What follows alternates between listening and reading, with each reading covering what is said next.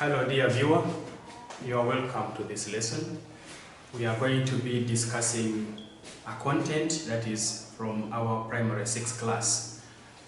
Today we are going to be beginning from page 44, that is in our workbooks for us who have got the books. Page 44 begins with the heading that is wildlife, as we have it on our board here. Wildlife simply refers to things in their natural habitats. So if we had a definition here,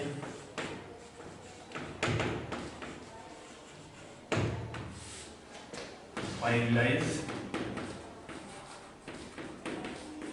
refers to things in their natural habitats.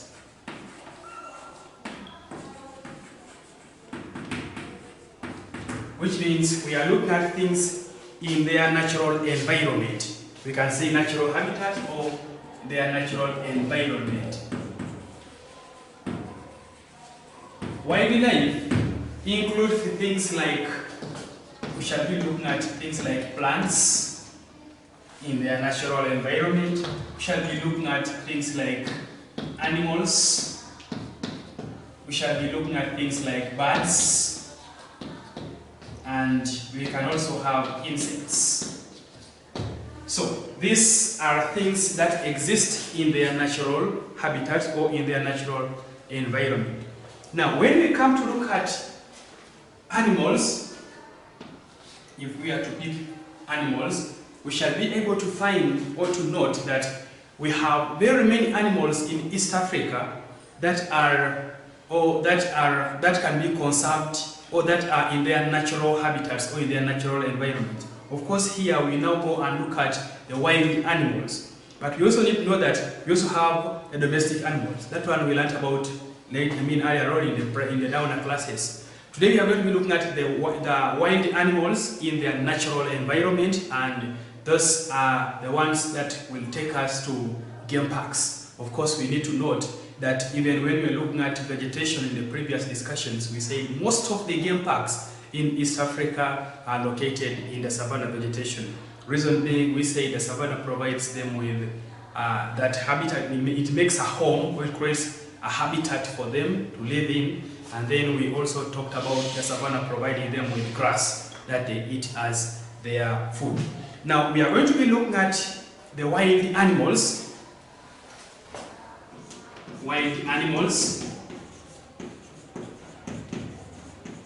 And what we shall say is we have got very many categories of wild animals in East Africa. The wild animals, we are going to categorize them based on their feeding behavior. Now here in game parks, we are going to have animals that feed on vegetation. They feed on grass. So those animals are the ones that we can call herbivorous. Herbivorous animals. We can also call them herbivores. We can simply call them herbivores. So these are the animals that feed on vegetation only. When we look at examples of such animals, we shall be able to have animals like the antelopes, the cobs, the giraffes, the zebras, the animals that feed on vegetation only. Then also we have animals that feed on flesh. We can call them carnivorous animals. Carnivorous animals. Or we can also call them carnivores, meaning these are animals that feed on flesh. When I talk of flesh, I mean meat, which means that in game parks, we have animals that they don't eat vegetation, but they eat flesh. That is meat from other animals. That is where we shall be putting animals like the lions. Remember, we shall be asked a question in this primary 6 class. Why are lions also found in the savanna grassland, and yet they don't eat grass? At least you would find maybe such animals somewhere, but they are also in the savanna. And of course we know the savanna has got the pasture. Now, we shall be able to find that those animals are there in the savannah such that they hunt those that eat grass. I believe you have got me well. We have animals like lions in the savannah. They are there such that they get their prey, that is their meat. They hunt other animals that eat grass and they eat. For example, you will find that a lion can hunt a cow. A lion can hunt an antelope and it eats it as its food. So that is how what will take us what we call the food chain. The cow eats the grass, the lion comes to eat it. So that is a food chain. And then we have the other animals that feed on both. For them, they can eat vegetation as well as flesh. We can call them omnivorous. Omnivorous animals. We can also call them omnivores. Omnivores. They eat both vegetation and flesh. If we were to look at humans, you will find that we fall in that category. Human beings eat both flesh, we can eat grains as well as meat. So we fall in that category. But now when we go to the game park, of course we shall be looking at animals like the warthogs. The warthogs, this is the one we call the wild pig. You find it eats grass, at the same time it also eats the vegetation. So we shall be able to look at the animals in that kind of behavior. Now, we also need to note that in a game park, we have got people who work there. That's why we have on that page 44, there is a note giving us those people who work in the game parks. But before we go to that, we want to begin our subheading as game parks. Game parks. And here, we are going to look at the game parks in East Africa.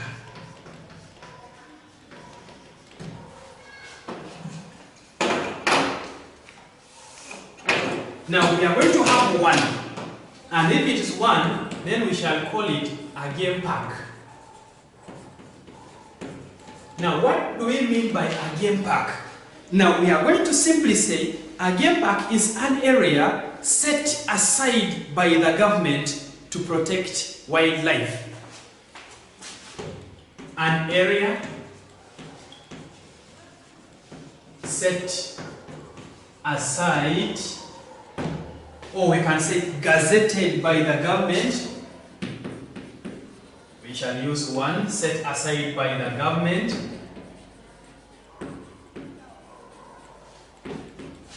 to protect wildlife. And the wildlife we have talked about here can be protecting, can be plants, can be animals, can be birds, can be insects, things in their natural habitats. So mainly we are going to be looking at these game parks that are, where these wild animals are gazetted. Here we are mainly looking at wild animals. That is the group of wildlife that we are having here. So we can say wild animals. An area set aside to protect wild animals. Now, before we look at those game parks that we have in East Africa, when we were in primary 5, we learned about game parks in Uganda. Which means, when we come now to East Africa, game parks in East Africa, we shall need to remember the game parks that we learned in primary 5 that are in Uganda. Then we shall now begin from there to add on others now which are in other East African countries, that is apart from Uganda. So it takes us to page 46.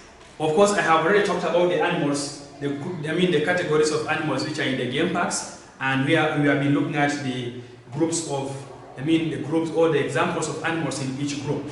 Now, page 46 takes us to the examples of these game parks that we have in East Africa, and of course we shall not be able to write all this on the board due to time, but since the good thing is we have our books, so we are going to be getting them from our book. The first one is we have Kidepo Valley National Game Park. Kidepo Valley, we learned about it in primary 5. You will find this is the one which is found in the northeastern part of Uganda, and we say it's famous for ostriches. What we need to note here is we should be able to tell the game park, and most of the game parks have got famous animals that live in them. But what we also need to understand is there can be other animals. There are very many. But now we look at which animals are mainly found in that game park, which animals are commonly found there. We have Kidepo Valley National Game Park, that is in Uganda, and it's famous for ostriches, as we have it in our booklets. Then the second one we have got Queen Elizabeth National Game Park, that is famous for hippos or the hippopotamuses, that is in the western part of Uganda, that is still under Uganda. The third in our list is what we call Murchison Falls National Game Park. And remember, we said Murchison Falls is the largest in Uganda. I believe you still remember that lesson. So, if you are asked which is the largest national game park in Uganda, of course, you will take Murchison Falls National Game Park. It's famous for crocodiles, meaning that there are very many crocodiles that are found in that game park. Then we have Gwindi Impenetrable National Game Park, which is well known for mountain gorillas. We have got 2 game parks in Uganda. We have Gwindi Game Park, and then we have Ngahinga National Game Park. These 2 are famous or well known for inhabiting many mountain gorillas. So we need to be able to answer this question if we are asked. You can be given a question. Apart from Gwindi, which or mention the other game park in Uganda, well known for inhabiting many mountain gorillas. Or they can say, mention any one game park in Uganda well known for inhabiting many gorillas. So that is, we should be able to have that. Then we have Lake Mburo, which is famous for zebras. Lake Mburo National Game Park, it's famous for zebras. But apart from zebras, other birds can also, other animals are also found there. Of course, still that is Uganda. We go to Serengeti National Game Park, which is well known for wild beasts. And then we have Mahale National Game Park, Tarangire National Game Park, Mikumi National Game Park. All these are in Tanzania. Then we have Great Ruaha. Ruaha, in your book it's Ruaha, you add A to make it Ruaha National Game Park. And then we have Amboseli National Game Park, that's along Lake Amboseli. We said that this is the only lake in East Africa, in Kenya, which is not along the Rift Valley line. And then we have Sidloi National Game Park. We have Semliki. Semliki, there is I remaining. Semliki, add I to that one. I is missing. It's supposed to be Semliki National Game Park. It is found in Uganda. That is around River Semliki. And then we have Tsavo National Game Park. Tsavo in Kenya, which is well known for inhabiting many lions. You will find that when the Indian coolies were constructing the Uganda-Kenya Railway, you find that they faced a problem at that game park when they were constructing the railway line across it. Most of them were attacked and eaten up by the lions there. And then we have Lake Nakuru National Game Park in Kenya still, which is well known for the flamingo birds. And we go to Nyungu Forest National Game Park, Volcanic National Game Park. We have Chibira Forest, that's in Burundi, Chibira National Game Park, Ruzizi National Game Park, still in Burundi, and Ruvubu National Game Park, still in Burundi. So we shall have said that we have got very many game parks in East Africa, and I want us to note the major or the largest game parks in each country. We talked of Uganda, and we said in Uganda it's Murchison Falls National Game Park, which is the largest. Murchison Falls National Game Park. Now, that is for Uganda. What about Kenya? In Kenya, this Tsavo National Game Park is the one we shall take as the largest national game park in Tsavo National Game Park, that is for Kenya. And then for Tanzania, we have Ruaha National Game Park. And it is the largest in the whole of East Africa, Ruaha National Game Park. So that is some of the information that we need to note. Having looked at this, we are going now to look at the people who work in these game parks. Groups of people who work in the game parks.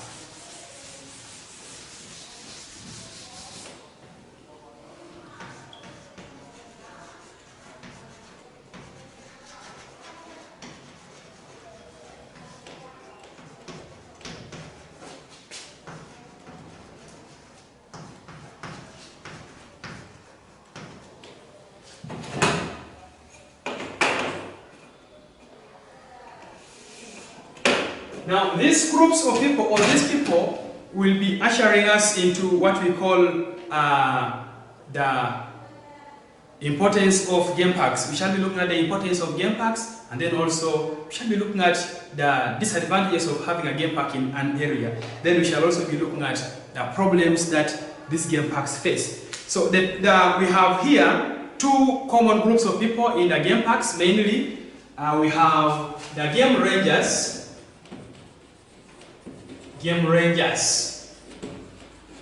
And then we are going to have the game wardens. Now the difference we are having is the game rangers are people who provide security in game parks. These are people who are employed in game parks to keep the animals from the poachers. Remember, we talked about poaching, though we are going again to talk about it.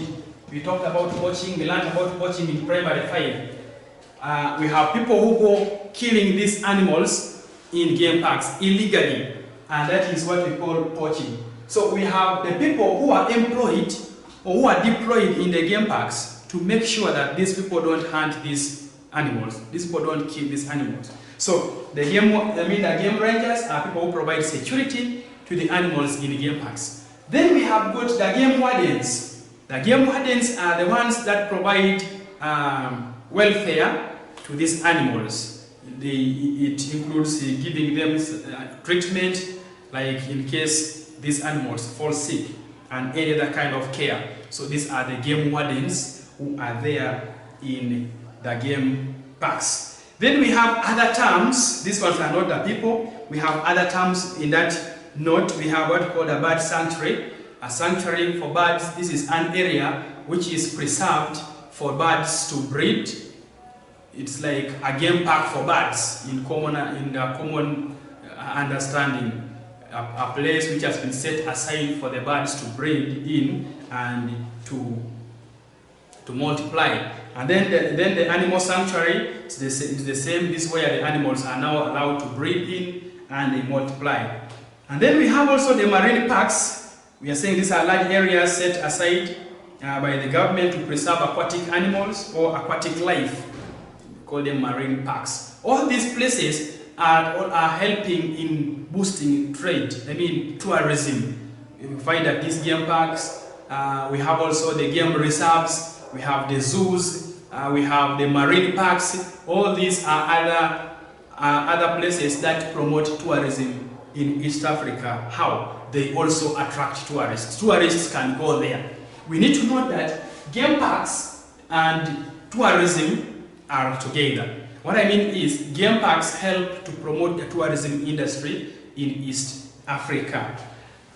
Then we go to, we are now going to look at the importance of these game parks. The importance of game parks.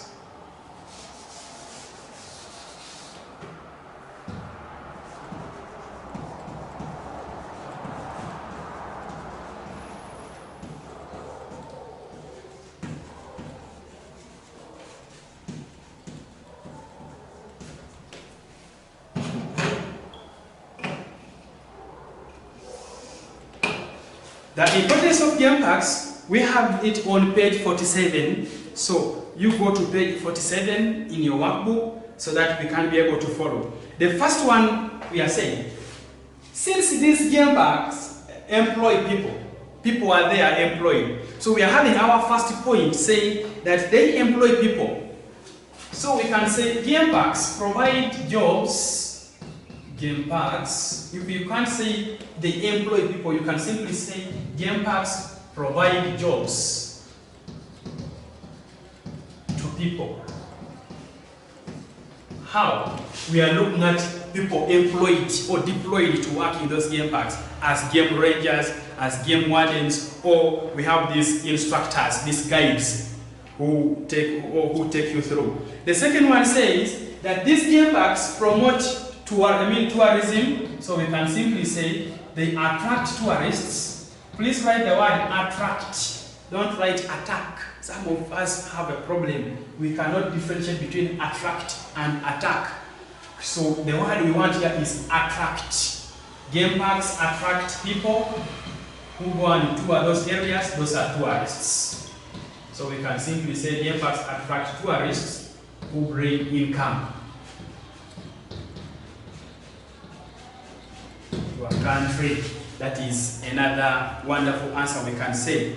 And then also, we shall also be able to note that these game parks preserve some animal species that can also be viewed or seen by the next generations. For example, look at us as P6 children. You'll find that if the other poachers were allowed to kill these animals from game parks, then by now there are some animals that maybe we would just be hearing them by name, but will not be knowing how they look like. But because of these game parks preserving these animals, you will find that they can keep some animal species even for the future generations. So that becomes a point. We shall say game parks preserve some animal species. They preserve some animal species for the future generation.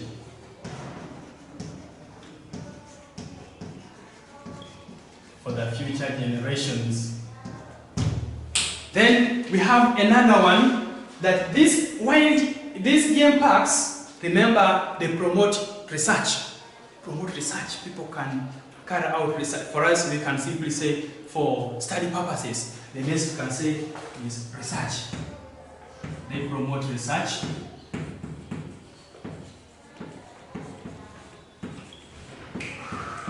While the game parks promote research and education.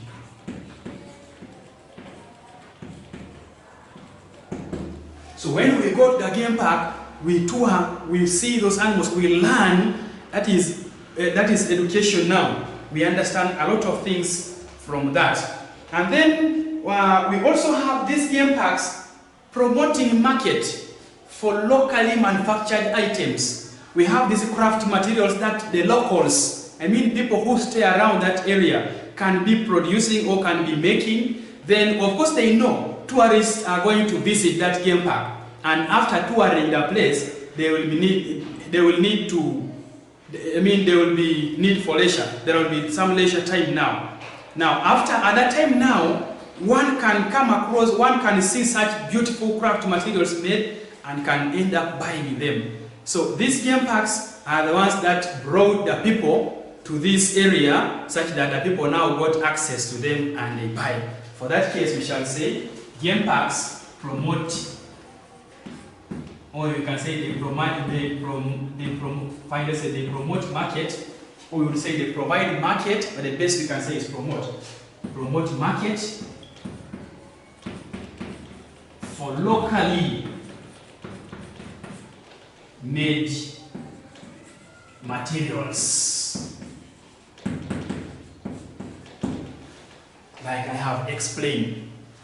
Then we also need to note that if a game park is in an area, then it means that there will be need for the roads to be improved on, such that, remember, we mainly use road transport in East Africa. So for people to access that game park, there is need to improve on the road network.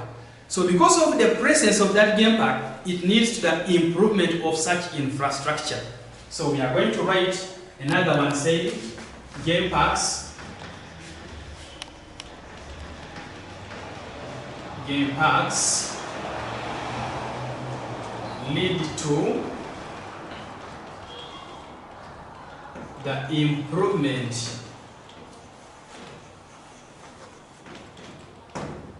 of infrastructure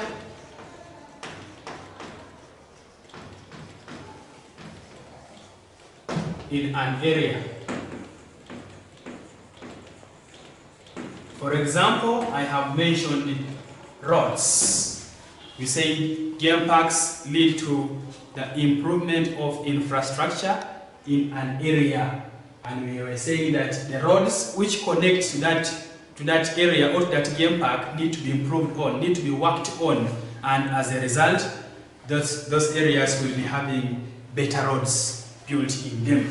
So that is about the advantages or the importance of having game parks in an area. I want us to note that it is also not good to have game parks in an area. Of course, the other way around now. So we are going to look at the disadvantages of game parks. Disadvantages of game parks.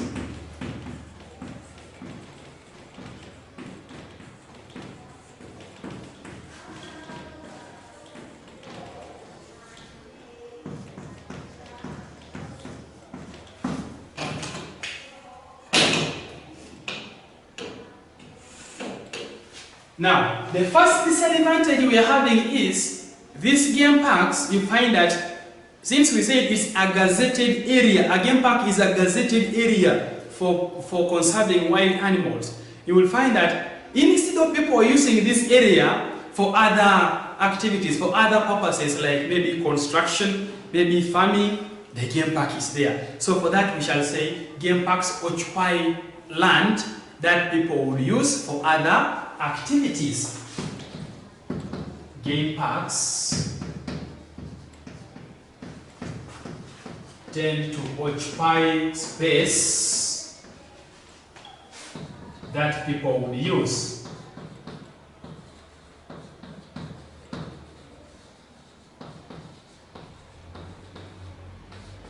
for other activities. That is the first disadvantage that we have got. These game parks tend to occupy land that people would use for other activities. Secondly, we are saying some animals in these game parks are dangerous. Much as there are those that we can hunt for food, but there are those that can also kill us. So we need to know that some of these animals can sneak out or they can escape from the game parks and they can end up attacking people. So we can have that as an answer. Some wild animals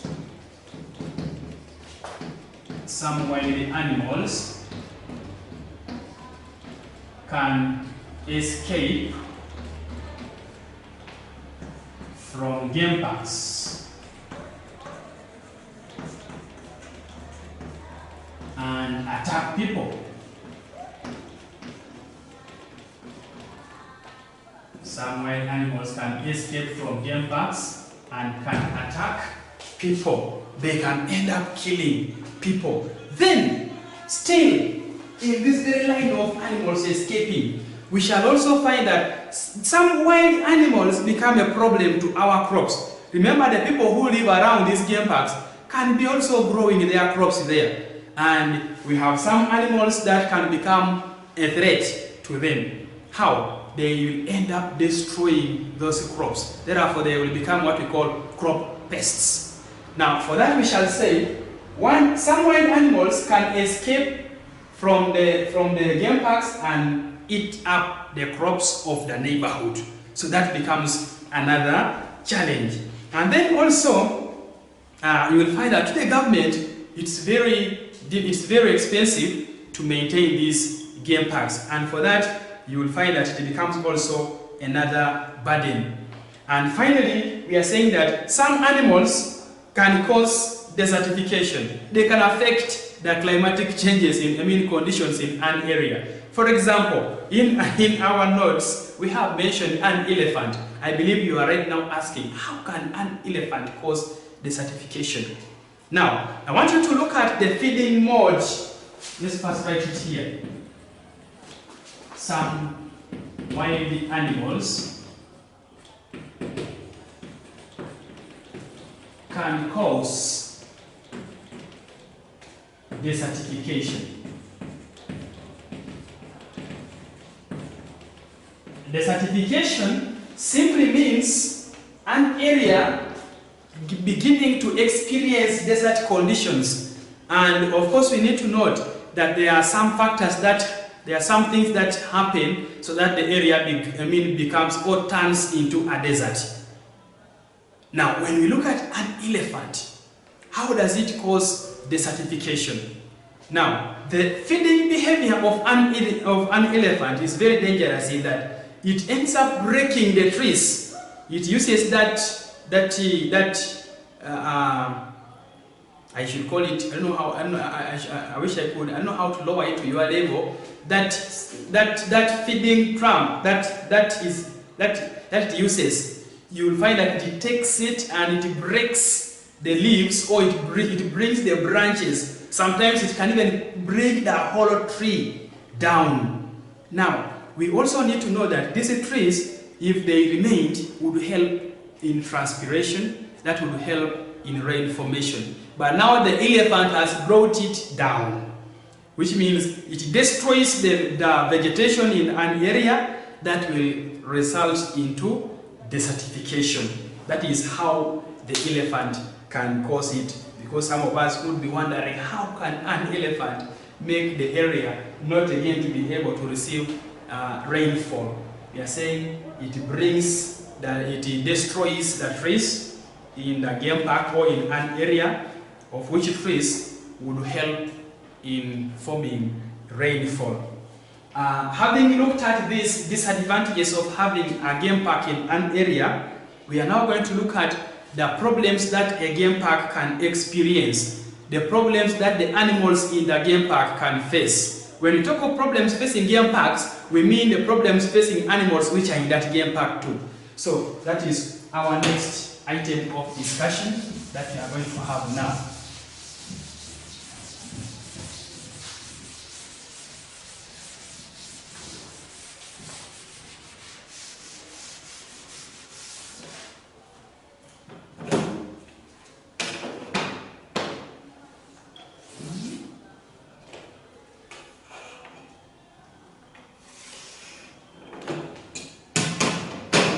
Problems facing game parks.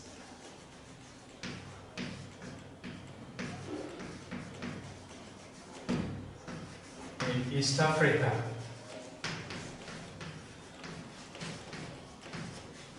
So which problems do game parks face?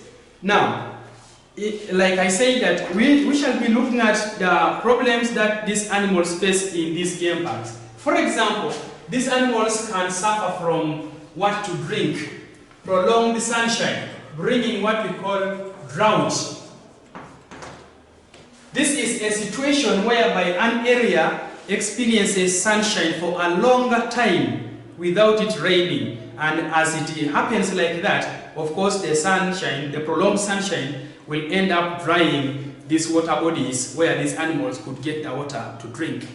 So that becomes a problem. Number two, we have a problem of poaching. This one is a very common problem that we talked about as animals being killed illegally. We shall come and we talk about it. Then we have shortage of pasture for these animals. Shortage of pasture, that is grass to eat, and it also comes sometimes due to drought.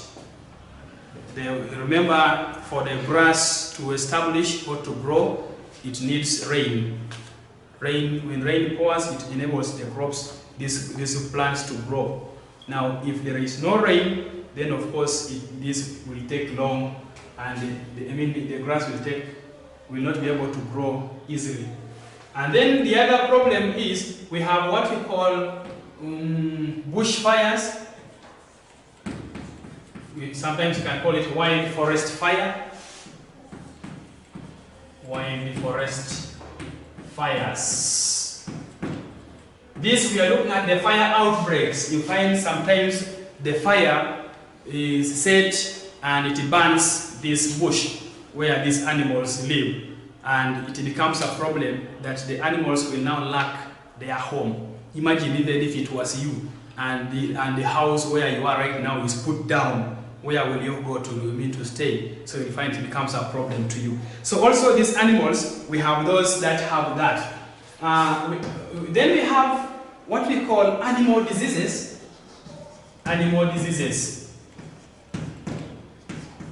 It can be animal pests and diseases.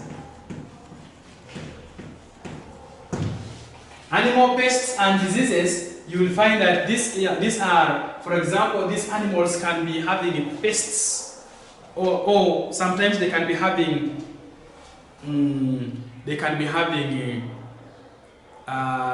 diseases like Nagana on them, attacking them, anthrax as we have it there, and of course this will end up killing some of them in case they are not well given, in case they are not given much attention.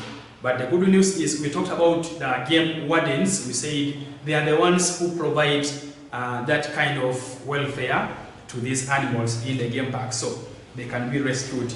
That is as a solution. Then the other problem is we have what we call game park encroachment. Game park encroachment. Game park encroachment.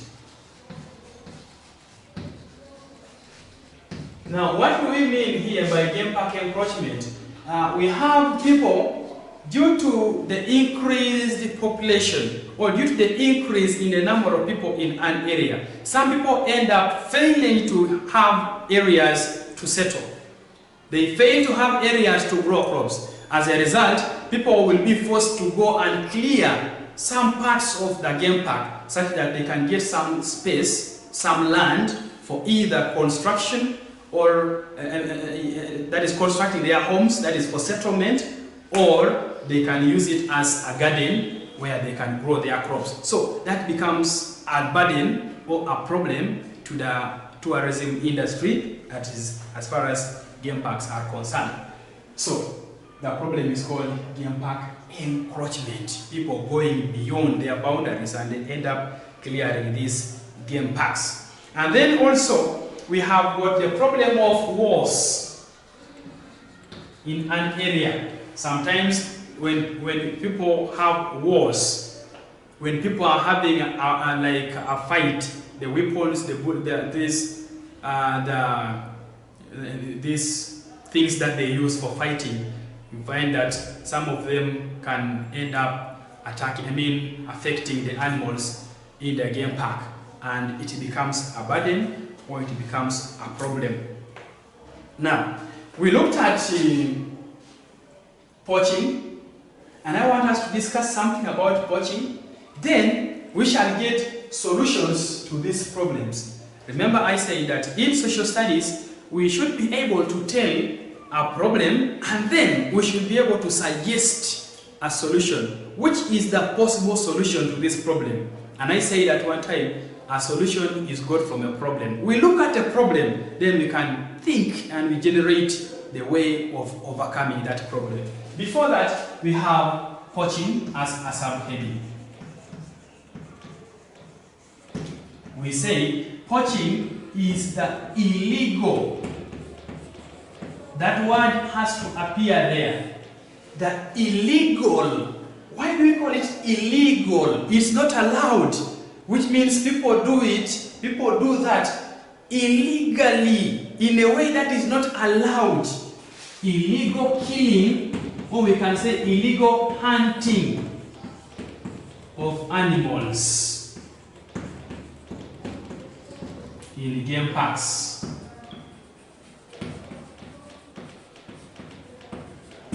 That is what we call poaching. Now, we are going to ask a question. Why do people carry out poaching? Let's have it here.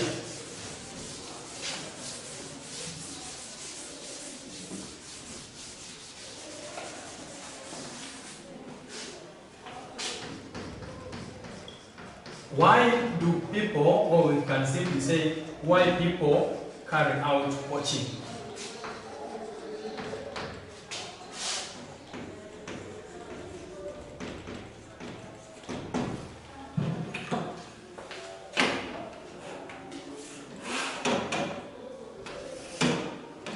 Now, we should be able to tell that people in East Africa carry out poaching for various reasons. Number one, people can carry out poaching to get meat. To get meat. That is what we call bush meat.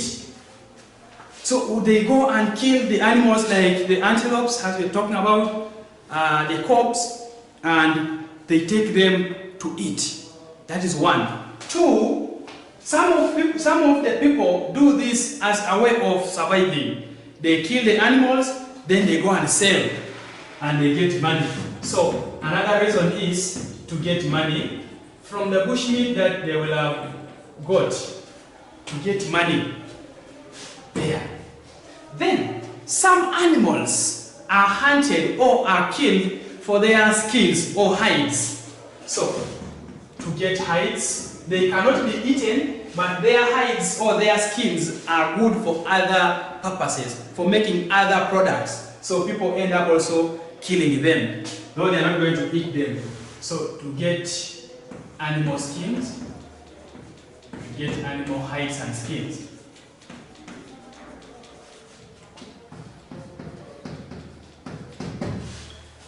That is another one.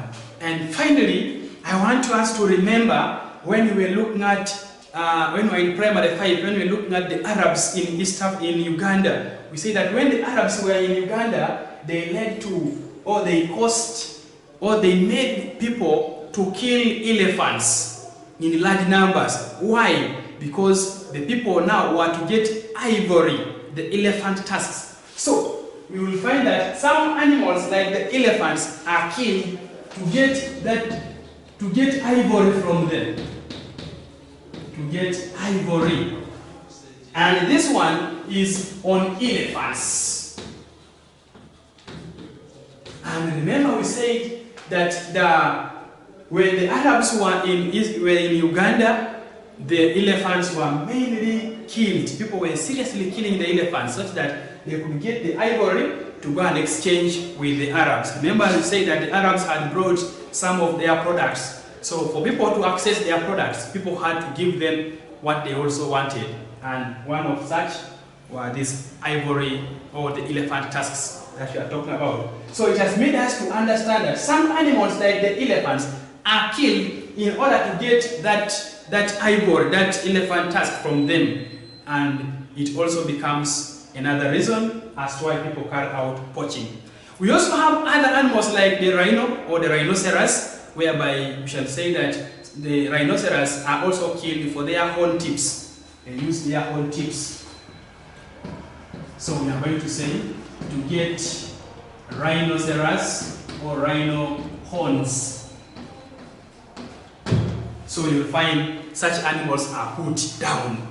The whole rhino is put down to get the rhino horns. The whole elephant is killed in order for them to get that ivory. Remember, you can't get it when the animal is alive, so they have to kill. So it will contribute to what we call poaching. We have some that we have not. I want you to check in your list. We have that heading on page 48. You check and you add the one that is missing in your book. That is your assignment. And then we also have. We are going to look at the solutions now. We talked about the problems and we said we should be able to get the solutions.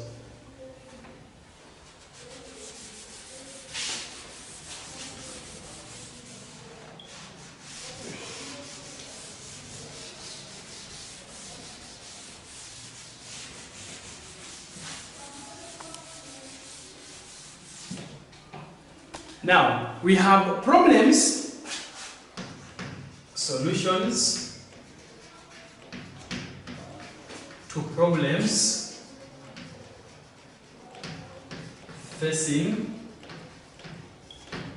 game parks.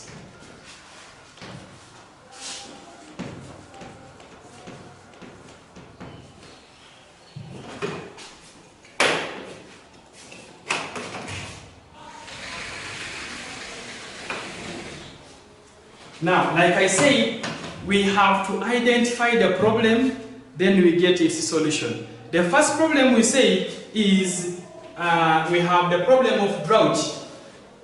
So what should be done in order to overcome such a problem? Now, for drought, people can practice farming practices like planting trees that we call afforestation. Remember, when such trees are planted, they help in rain formation and it will help to overcome the problem of drought.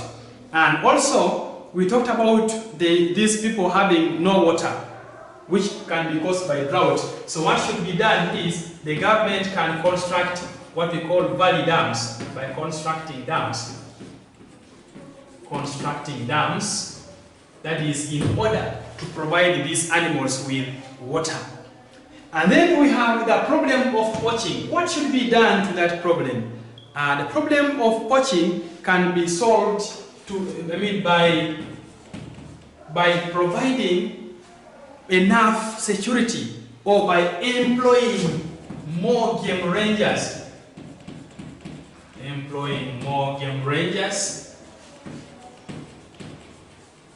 Remember, we said a game ranger is that person providing security in game parks. So the government should provide more game rangers in order to protect these animals from these poachers who can be going there to kill them. And then we also had a problem of animal diseases. So what should be done is providing veterinary services. By providing veterinary, we need to be very careful with the spelling of veterinary. By providing veterinary services to these animals when sick.